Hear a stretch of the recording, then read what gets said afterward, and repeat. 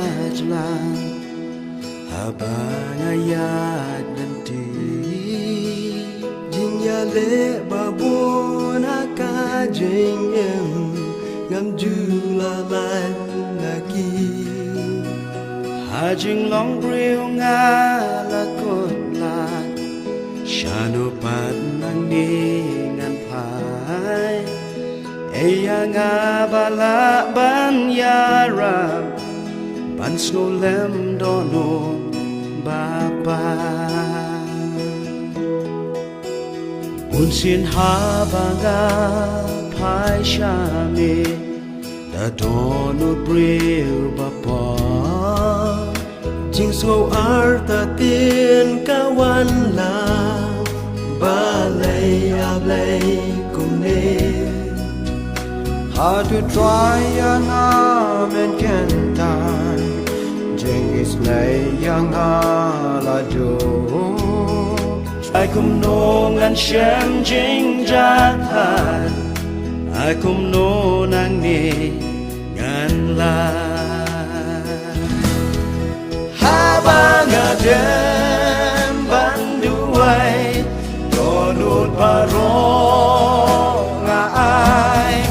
habang adem ban kerpat sur in ngas ngau nukan rat u om ko khôn wan changa Jingket jong pi ngan ba habang adem banduai habang adem ban kerba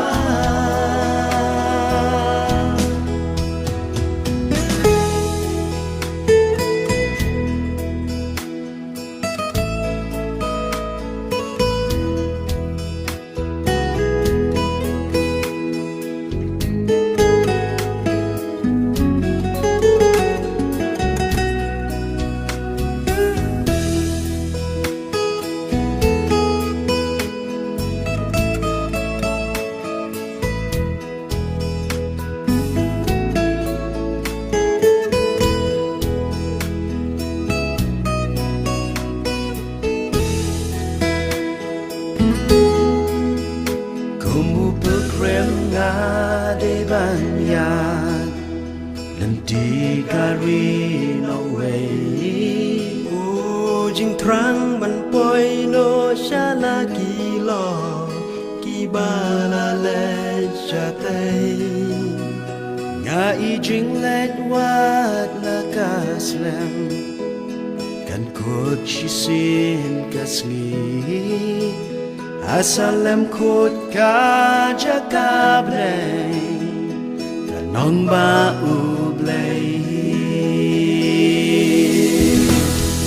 Habang adem banduay Donut barong ay Habang adem ban kerpat Sur in ngas ngau nukan rat